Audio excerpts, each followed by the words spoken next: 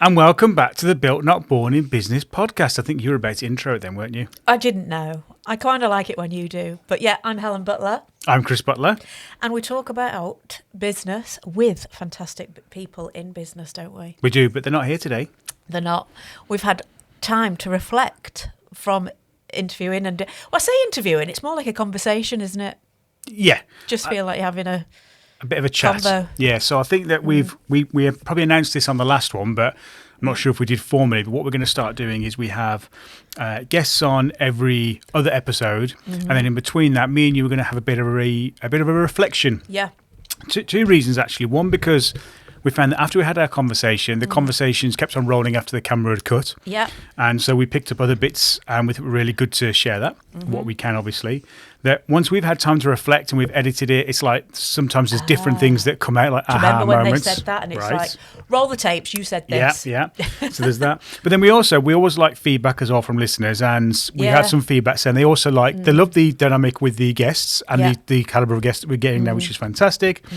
But they also like the idea of when it was just me and you as well. They kind of like that dynamic. So we think this way, hopefully it kind of pleases everybody. Yes. You can never please like everybody. Children. You can never please everybody. But and we quite like the dynamic. It's just me and you as well. Yeah. Because we can argue beforehand. We've just literally started this podcast in a bit of an argument. So it's funny because we Helen didn't, will take literally about 3 hours. You say we've got an hour to get ready. She will take 3. That is just extravagant. All right. No, it's not. I stand by it. Everyone will be thinking, that takes 3 hours. I'm not feeling well this week. It's been a weird week. Come on. It's been a weird... I've been in and out of A&E like a bloody yo-yo. Oh, here we go. We get the violins out. I'm Moving not like a feeling cow. my best self. I'm not feeling $1 million. But I'm here on a Sunday filming. Showing up. Right. We're showing up. That's all that matters. But you know what, though? That is the life of an entrepreneur, isn't it? And it is. Not just... So Kim Antoni was our last guest that we've aired. Yeah. Amazing person. But we've already spoken to some incredible people. We've got lots of episodes already pre-recorded. Yep. I think we can say them because they are pre-recorded. So we've got Stuart Trevor from All Saints. Yeah. His episode's coming out soon. We have Artie Halai from, she was a TV presenter, a news presenter, and done her own businesses, and she does lots of public speaking and training now. Yeah. Juliet from Grenade. Grenade, yeah. And then we've got some others that are scheduled in. Yeah. So I'm not going to say Would those you like names to yet. Until we're signed, sealed, delivered, and filmed. Only because and sometimes, press record. only because sometimes the diaries don't match it right. We can get dates in and things change, but we can move them. Yeah. So, you have to go to hospital. We have to go to hospital. And so one of the things that for me that's come out across all of these conversations actually is that everybody might look like they're a swan on top, but literally underneath they are just. Oh, they're doing whatever they can just to sort of almost make it through. Not in a negative way, not because things are going bad. It's You've just got to get because shit done. there's 1,000,001 things going on. And when you're at the top, and I don't mean that as like the top of your game as such, but when you are the boss, I suppose, and you are the owner, there is literally nobody else to turn to. Yeah. Everyone turns to you, and then you're looking around like, oh, fuck. Yeah. Oh, that's me then. That decision's with Let me. me just speak to... Oh, no, I can't. And this is the reality, isn't it? So like you said, you've been in hospital all of this week. I mean, luckily, we are very fortunate. We have a fantastic team, and they help and support wherever they can, which is brilliant, right? Not knocking that. Yeah. But ultimately, the book still lives with me and you. So you've been in and out of hospital. She's okay, by the way. She just likes to paint it on a bit thick. Well, I'm back in on Monday. Back in on Monday. Let's be honest. And so you've been doing that. So you've been working in between. I've been trying to pick up little bits and pieces from your work and keep both the businesses going and stuff while you've been in and out. The team have done their bit, and then preparing for a full week of filming next week. Yeah. Jam-packed week. That'll be swanning, won't it? Oh, Jesus Christ. I've been in my slacks all this week at home, and then it's like, oh, I've got to wash my hair. Okay. Yeah, right. Oh, I've got to wear, what is it? A black. We've got to dress for a black tie in 3 days. Not what I'm feeling right now. No. So this will come out after we've done all of this. On the Friday, yes. So it'll be the end of next week once we've done all of that crazy week of work. So, which is why actually, if you are listening, you won't notice a difference. But if you're watching, as we always say, if you're watching the podcast, you will notice a different setup. This is part of, I put a post up on LinkedIn, I think it was this week anyway, that we, anybody that knows who we are about and what we are about and who we are will know that we have this motto, and we literally is go big or go home. So we set up our first studio, released that, it went really well, and then we were like, one's not enough. We need more. Yeah, OBS. So we started working on a second bigger production space with different sets in. This is one of them. This isn't actually ready to be released yet. There's still some, as I call, titivating bits. I love that word, titivating bits left to do. But we thought because everything else is packed up and we've only got one camera left out, and all the big lights are packed up, it's like, right, okay, let's see what we can make. Let's see if we can make this area nearly there, sort of thing. So that's why we've only got the one camera. We've not got all the lights in here yet properly, but thought it'd be a good test run anyway. To see what. So this will be one of the studio spaces that we rented out. But anyway, I digress. You do. So we wanted to reflect on like the conversation that we had with Kim. Don't we? That's what this episode is ultimately about. Mostly, yeah.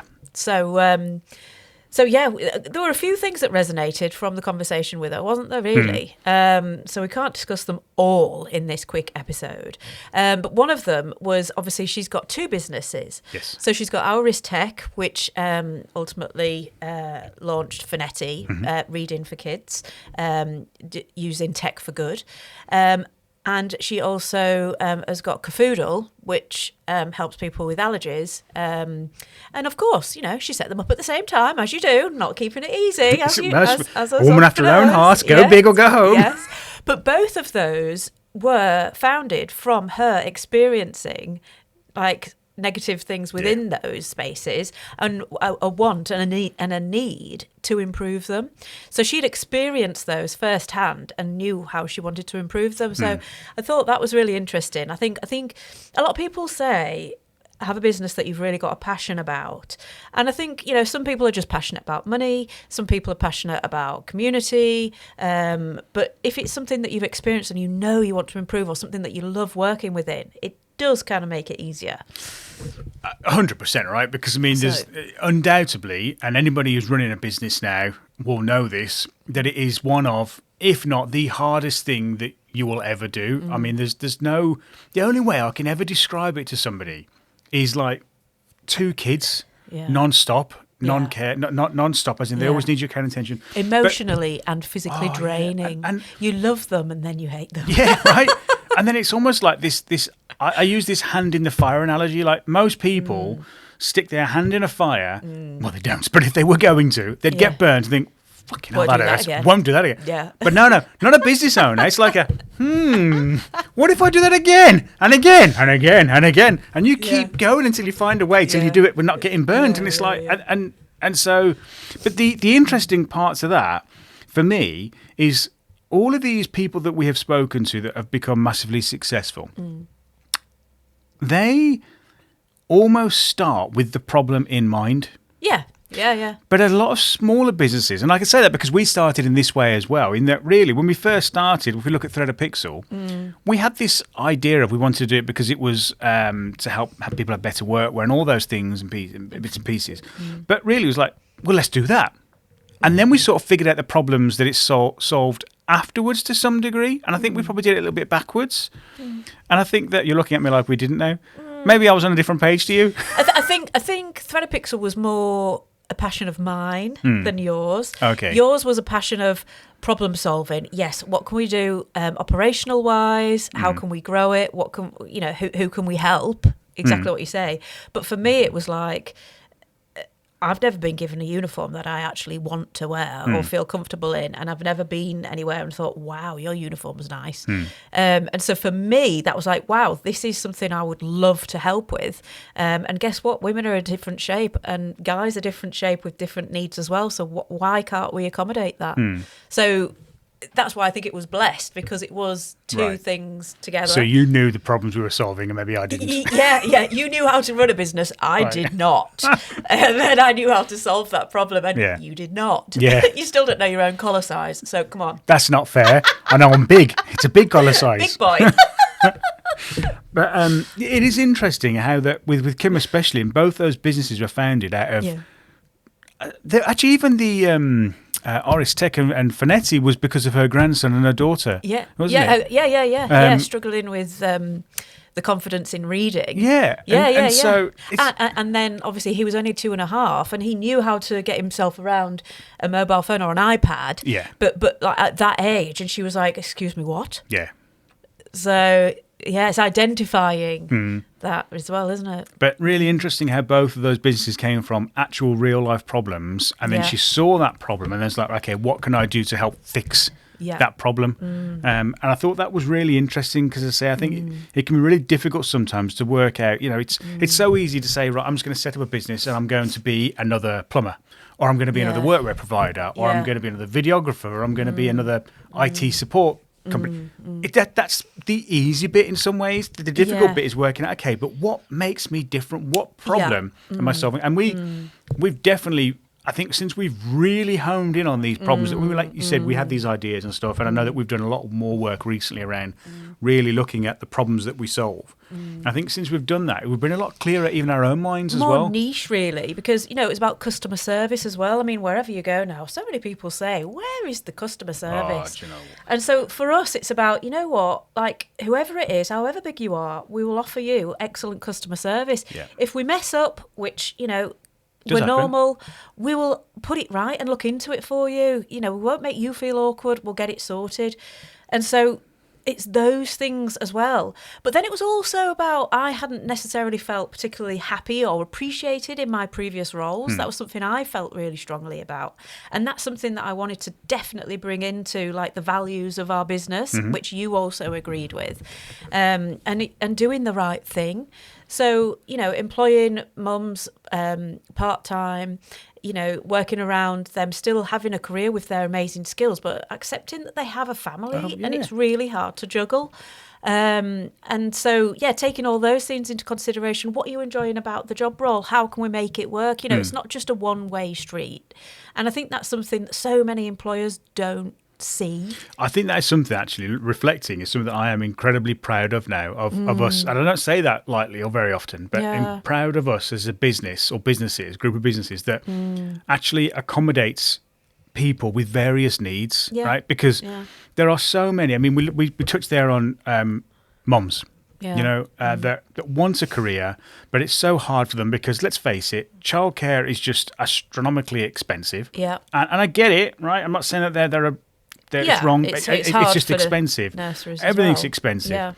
And they want to work, but they can't find a job because most jobs, and I get it for a lot of employers, they need people in at 9 o'clock, they need them there till 5 o'clock. And do I get it? Actually, no, I'm not sure if I do now. I'm going to probably contradict myself. But sometimes you have to make it work, right? There's so much amazing talent. And it's not just moms, it's dads as well, because there's a lot more stay-at-home dads now as well that want to have a career, that still want to work, but they can't find something that fits in and around those hours because they have to drop the kids off and they have to pick the kids up. We get it. And so we made the conscious effort a few years ago now to look at the roles and readapt them to fit that wherever we possibly could. Not every role we could, granted. And then since we've done that, we've had some incredible, amazing. It has so happened it's been all women, but women. Yeah, I mean, we're not against men. Men can apply. I'm starting to get outnumbered. You were outnumbered a long time ago, darling. And there's just so much amazing talent out there from just being able to adapt your role to meet the needs of other people. And ultimately, people work because they have to work, if we're being brutally honest. They might enjoy work to some degree, but they're doing it because they need money to survive, right? And so if we can find a way to make that a little bit easier for people, because stress, there's enough stresses in life as there is, right? I know there are for business owners, but we chose that life, right? And so we moan about it and we cry about it and stuff like that. But that was our decision, though, right? You've made your bed, now lie in it. There is that, because it's our choice to carry on doing it, right? They didn't want to do that, and so I get that. So if we can make it a little bit easier for people, I don't know why you wouldn't. I mean, that's something that Kim spoke about as well, isn't it? Employing people better than her. Yes. And she said, the day I'm not employing people better than me, then I need to pack it all in. Standing on the shoulders of giants. That was a different point. Shit. That was the next point. Cut! But employing people better than you. And, when you run a business, you like things done your way, and you do ultimately become the best at certain things, but then it can often be it's just the way that you like it done. So that's something that I do like to say, look, this is how we do it, but if you want to do it a different way, you crack on. We're very clear about that. And so it is hard to let go, because it's like, why have they done it like that? Although I haven't felt like that, truly, really, because I think that's quite a specific skill that you need to have, because some people are jealous and don't want people to be better than them. And I guess that would make it very, very hard to run a business. Well, you can't run a business. And to work for that person, I think, would be very hard. I'm not saying you can't have high standards, and I'm not saying that I don't have high standards, but I love it that the team are better than me at stuff. But you can't All our team are better than me at different things. Different things. You can't. I'm good at some things. You can't have a business sustainably that's growing where you are the best at everything and continue to be the best at everything. You wouldn't want that. At the start, yes, you need to be because you don't have much cash. And actually, anyone that is starting up a business, I would say get involved in everything. Learn a little bit about everything. Yeah. Mostly because then when you go and have to bring experts in to do that, you know enough to be able to question them. Like we've done this with certain things. I'm not going to say what because it's not fair on other people, but where I've learned enough. And then I've brought people in and I've said, right, can you do this? Yeah, we'll do X, Y, and Z. And I'm like, okay, well, now I can question you a bit more on the detail on that. Yeah. And then it's very clear then the ones that actually know what they're talking about and the ones that are just reading a script and just bullshitting. Yeah, exactly. So you do need to know a little bit about everything, but there has to come a point as you start growing where you have to start releasing and saying, right, well, actually, I can't be the best at everything now. Yeah. I need somebody. That's the key thing, or this is where I'm really good at. You need to work out yourself what you are really good at. Right? Yeah. For you, it's all about relationship building and building relationships with people. That is what you are the best of all of us out of, right? And so we need to make sure you are always focused on that. And the other things that you do, like, I don't know, like managing production or being involved with suppliers and the buying and that. Well, we need experts now. Or there are specific buyers that have done that as a role and they can come in and take that role off you. Perhaps hit the table.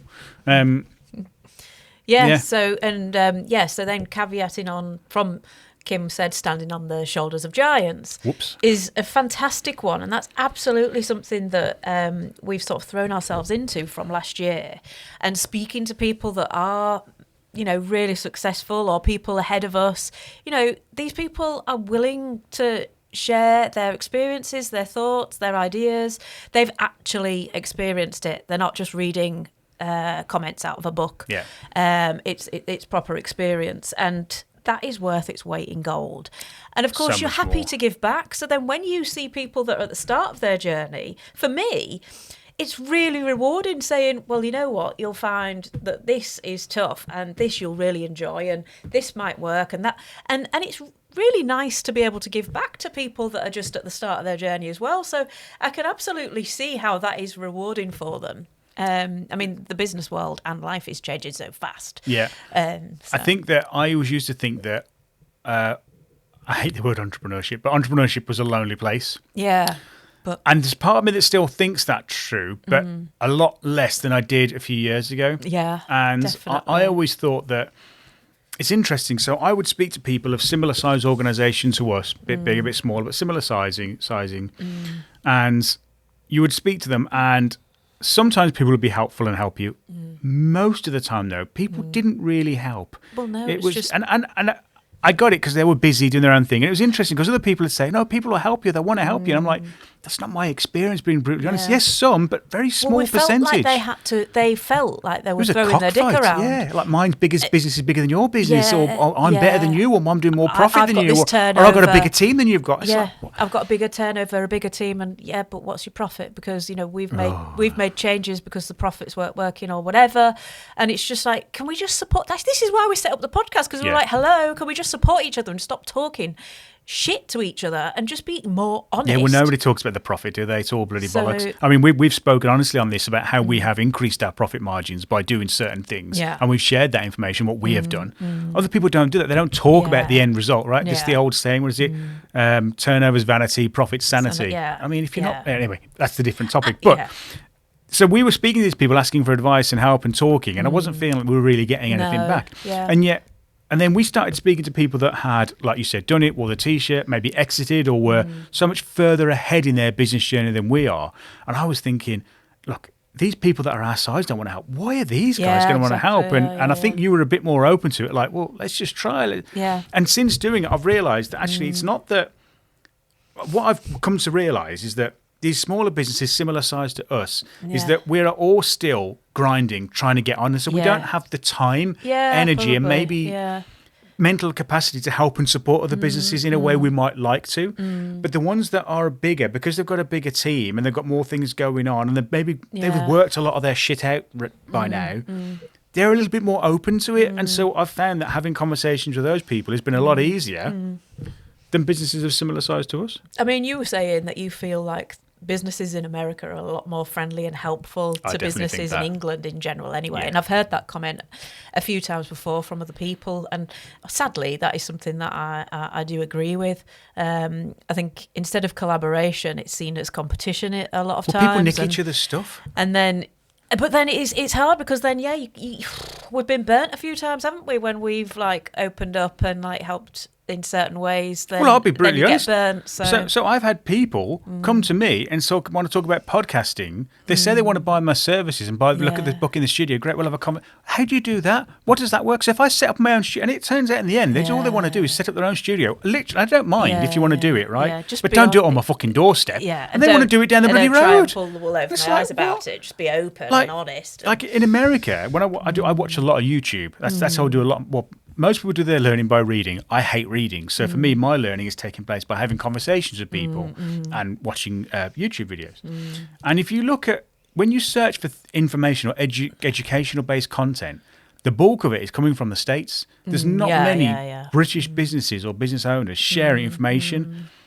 And I think that's because in this country, we're more guarded about it. And I think it's because... I don't know if it's a geographical thing because America's so much bigger, so there's less competition, but then there's more people, so I don't know. But in this country... It is an interesting one, isn't it? There's less sharing of information. Yeah. And I'm not sure why. Yeah. Don't know. Yeah. But standing on the shoulders of giants is fantastic. And we've built friendships from that as well, haven't we? And like you say, it is a very lonely place. Sadly, as much as they try, your friends and family just don't get it. So people going through that running their own business, entrepreneurship sort of journey, you just have that instant click and you just sort of get it. Yeah. Not clicking with everyone like we just said, but it is really nice once you open yourself up to that. But the two-way door thing that Kim came up with, she was open and honest and said how she'd closed her business, a tech business, and she was just like, I'm never employing anybody again. I'm never going into business ever again. That's it. Because it's bloody hard, emotionally draining, and it's just a roller coaster. You have such highs and lows, and she said herself that she'd lost a lot of money, and that was that. And literally, imminently, she's setting up a new one. I think you just have it in your blood, don't you? It's like an adrenaline rush, isn't it? So she was saying about she was speaking to Amazon, and they'd said about the two-way door. So if things aren't working, financially or emotionally, we've made changes that haven't worked for us emotionally. There's been things in the business that I have not enjoyed doing. Working with me. I do not want to work with you. I am leaving. For those that don't know, we're husband and wife. And we've run 2 businesses together and the podcast. And it was like, hang on, what? I think a lot of people had a reflection after COVID and thought, what? I still can't believe we're talking I know, about it's like COVID. 6 years. Oh my God. Change the record. But it did help people reflect on what was really important. And I do think that certain things have gone too far, and I don't think we should all be working from home. I'll say that, probably might get some hate, but I think working within an office environment is how you bond, how you work quicker. I think it's healthy to be out the office. I agree. And I just think that at the home. Pardon? You said healthy to be at the office. Oh, sorry, healthy to be out of the home. It's a little contradictory. No, healthy to be out of the home. You said out of the office, healthy to be out of the office. Oh, right, okay, out of the home. Yeah, well, look, it's good. I just wanted for clarity, just make sure. I feel like I live in the office. It's a Sunday and I'm here. It's just taking me off my thread now. No pun intended with thread of pixel. We were talking about standing on giants, and since COVID, things have changed. And having the two-way door. And so if it's not working for you financially or emotionally or harmony working in happiness, you can leave. Well, you have to set it up in a way so that you can do door. that. And I think that's what she was sort of saying, wasn't it? Is that you don't maybe not go all in on something because you have to to some degree, but you always have to have like an escape plan. Yeah. And so you have to be able to just say, right, that isn't working. I need to back out of that. And you need to probably figure that out before you go and jump into it, just so you know there's that escape route maybe. Yeah. I mean, so many business owners have their times where they're like, right, no, that's it. So I'm not saying when you feel like that the first time, don't do it. Don't leave. I've got that is normal. a job search alert set up from Indeed. Thinking they're getting bucket. They're offering more money than I get paid. I want to go and work over there. Yeah. But it is strange, isn't it? You do get a lot of I don't even know the word, like excitement, gratitude. Like, it's a roller coaster. I think it's something that you either enjoy or is just not for you. So, yeah, if you do feel like that and you think, right, we need to exit or we need to change what we're doing, we need to do a 180 turn, then, sometimes that can be hard to accept, but putting those things in motion to make it work, it's not a bad thing walking away from something, is it? Here's a question for you. Do you think that anybody can be an entrepreneur or a business owner? Absolutely not. Absolutely not. No. Why?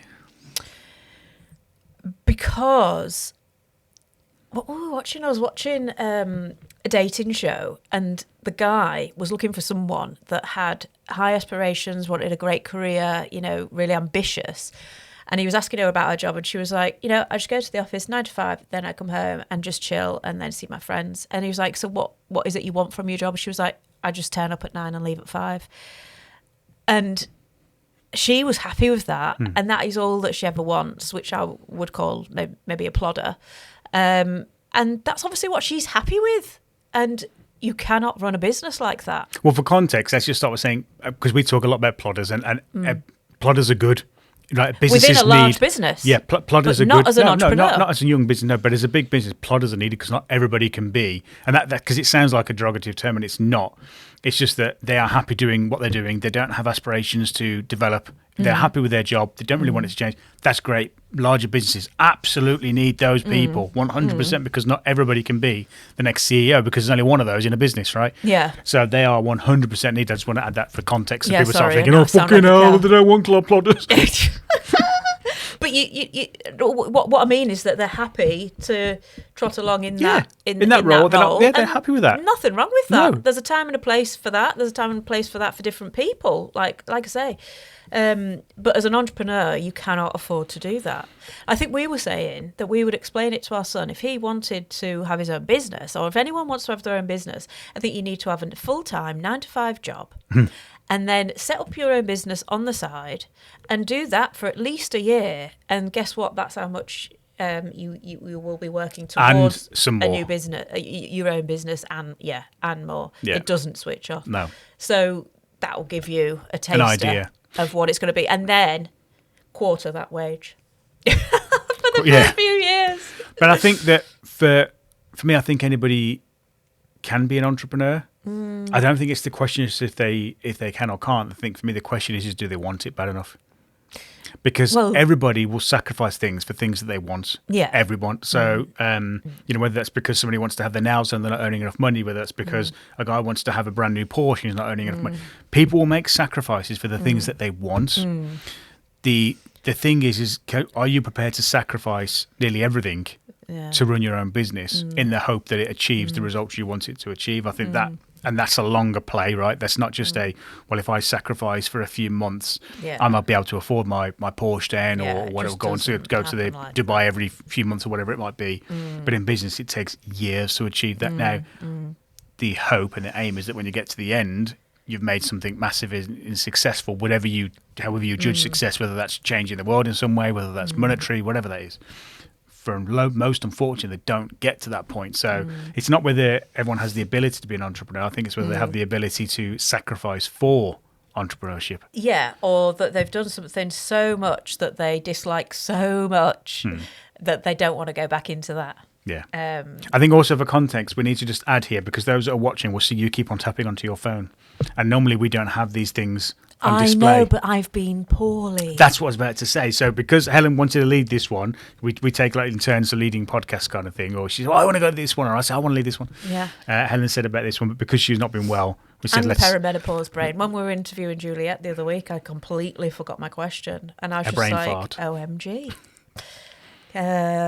So I was just trying to double check subtly my last point, but that's now go on then. What's the last point? Abolished. Abolished. Can't even talk. I'm ready back for the bed. But yeah, so I've literally forgotten. People are supposed to tune into this for education. I feel like they're just laughing at us now. Your network and your the storytelling. Like, Right. you know, I think when you've got a business that you've been running, it's being able to tell the story of that. Hashtag through video. Here she's back. One of our businesses is Two Krakens, offering professional video and podcasting. Just saying. Yeah, hashtag just saying. But yeah, being able to tell the story of your business so that people can actually understand why it launched, Exists. what it's there for, what it does to help, and who is in that business and why. And so that was one of our fundamental reasons of wanting to set up the podcast, which we've explained earlier, saying how we would sort of give people bullshitting, and we just wanted people to be open and honest and transparent and so help other people rather than just being caged about everything. But it was also because we naturally used video and imagery within Threadapixel because we loved showing the new workwear, we loved how they were coming out, and that people could open in people's minds to, guess what, you don't need to wear a boxed polo shirt. So we naturally used video. We explained a lot of the frequently asked questions, you know, what's the difference between a cotton polo and like a sports polo. And it was just more interesting to explain it on video. And then it was like a meet the team. Then it was testimonials. Like, so actually getting a good customer on video, saying why we'd help them, how we'd help them, seeing the product, the end result. And we just had such an astonishing result from that we were like, hold on, this is massive. This has helped so much build our business. You absolutely loved it. We didn't want to work with each other anymore. It was that or divorce. No, I'm joking. And it was just like, if you love that, I would love to support you in growing that as well. Now Threadapixel's at a stage that is working fantastically where we want it to be. So why don't we grow the team and work alongside each other, because it works perfectly. Well, and we also found that ultimately, when we looked at the two businesses, they both kind of do the same thing, which is we're here trying to build trust with other people's audiences, with our customers for their audiences. That's ultimately what it's trying to do, isn't it? And to allow your team to be their authentic self. And to feel comfortable. But in doing that... And that shows. Yeah, exactly. So, it works perfectly. I think we came up with the saying literally a few weeks ago, which was now our job actually is to make other businesses successful. Yeah. And if we do that, then we become successful. Yeah, but that's the goal. And it's rewarding. It's something we both enjoy. So, and then, it just seems to fit in perfectly. So having that good network around you, being able to tell the story of what you do and why and how. And so, that was just, hearing Kim's story and everybody's story. They're all fantastic at telling us from the very, and I found it so interesting. So the podcast then goes hand in hand, because then we get to interview these people that we're genuinely interested in, we're learning from, the listeners and viewers are learning from. It's just a win-win, and it creates a lot of content for us to use on our socials. Well, yeah, and this is a bit of a plug, but I am convinced that in 2026, this is the year for businesses to start to do podcasts. I can honestly, hand on heart, say, since we have started doing podcasting, and since we've now, I think, got the formula right, it has changed our business, our mindset, our lives. And I know that sounds really dramatic, and I'm not saying we're driving around in Ferraris and that stuff. We're not, but there's certain things that have just clicked, and it's been like, oh my God, why is it taking me so long to realise this? And so I'm working on at the moment a full training package, because we spoke about the Americans giving information for free and British not doing it. Well, I'm going to put your money where your mouth is. Put my money where the mouth is, and sort of maybe try and lead with the trend, and hopefully not everyone copies me and sets up a studio next door to me. But I'm working on a really long piece of training, like a 2 or 3 hour training course on podcasting about how I think it will change your business if you give it a go this year. It'll be totally free. There's no paying for it, because I fucking can't 8 courses you have to pay for. $9.99 today. $9.99 today only. If you've watched listened to any of our podcasts, you know we hate that stuff. So it will be totally free. But and because I genuinely believe podcasting right now is an untapped medium for businesses. And I mean, you've got Netflix that are about to jump on video podcasting. You've got Apple now that are in March, I think, releasing video podcasts like Spotify do. This is the flipping time now. You can be the right side of the curve, or you can be catching your tail on it. And I think this year is the year you can embed it, get it going, and really start to see some things from it. So, bit of a plug there, but I just wanted to let people know that if you're even toying with it, in the next few weeks as it'll be coming out, watch it, listen to it, download it. Listen to it on the shitter. I don't give a just listen to it, because honestly, there's going to be some really interesting bits in there, and I'm going to explain how it's changed things for us and give you all that information. And as we were saying before, get someone in that's better than you. Blowing our own trumpet. Yeah, no. Well, part of the thing I is, appreciate you can do your own quick videos, and there's a time and a place for quick videos. Yeah. But you also need someone, and for the vibe that you're giving, you've got to give the right look, haven't you? Well, yeah, it's what we call a time and a place. Assets, right? So I did a thing a little while ago on LinkedIn, a video, I think I put it on LinkedIn anyway. It's definitely on YouTube, where I spoke about how you sort of define, do you need a £10,000 camera body to deliver video? And to cut that short, no, you don't. But you need to split every video you do, and podcasting should be shot in a video. I know people say it should be audio only, but I'll explain why in the training why it needs to be video, but it needs to be video. Well, even Spotify have brought out video podcasting now. You need to split it into two camps. So is this a throwaway piece of content or video, or is it an asset? And I work out in that video how you can work that out, the difference between the two. If it's an asset, you have to have it professionally done, because it has to represent your brand, and it's going to be there used over and over and over again. So and then when you break that down by the amount of times you use it, it actually is a benefit to the business. If it's just a live or something, or you're in an event where you're walking the dog and you think, oh my God, I'd love to talk about something that's happening over there, then by all means, pull out your phone. Don't lose the opportunity because you're waiting for the right time. Just pull out your phone and do it. But if you've got this idea for a great video, maybe like an explainer video or an introduction to the team or something, get it done properly, because it'll be lived there forever. So, but that's a side. Have a look on YouTube, check LinkedIn, it's on there. But you need to make sure you don't need to invest massively in every single video. I tell businesses that all the time, because they think just because we are a video agency, that's the advice we give. No. If people come to me and honestly say, I had someone the other week say, I'm thinking of doing a video, this is what it needs to be. I can't remember what it was. I said, you don't need us for that. You can film that yourself. Do it on your phone, put it out. It doesn't need to be, because actually it'd be more authentic that way. Yeah, fair. And then there's some people, I'm like, no, you don't do it that way. Get a professional in, get somebody in. Yeah, I mean, we do speak to some people, and then they obviously can't see the value there and then they go and do it themselves, and I'm like, oh, it's just a real shame, because that video that they've done would have benefited so much more from it being professionally done, whether it's us or anybody else. But it's just, it is upsetting. But we go off on tangent anyway, so I think that wraps up this week. Yeah, I can get back to bed, get me slacks on, back on the sofa. I don't know about that. We need to pack up ready for tomorrow. Oh, right, great. Filming all day tomorrow, then we're off in London Tuesday, Wednesday, Thursday. Yeah. Collapsing Friday. Back Friday. in the office, we've got meetings to have, haven't we? Friday. So, but it's good. So yeah. So I think next one is coming out 2 weeks. Well, this will be out on the Friday, and then the following one will be 2 weeks later. Yeah. So looking forward to that one. I'm not going to tell you who it is. I'm going to leave it suspense. Oh, Might have to check the socials. Yeah. So until next time, we'll see you later. Yep. Bye-bye. Bye.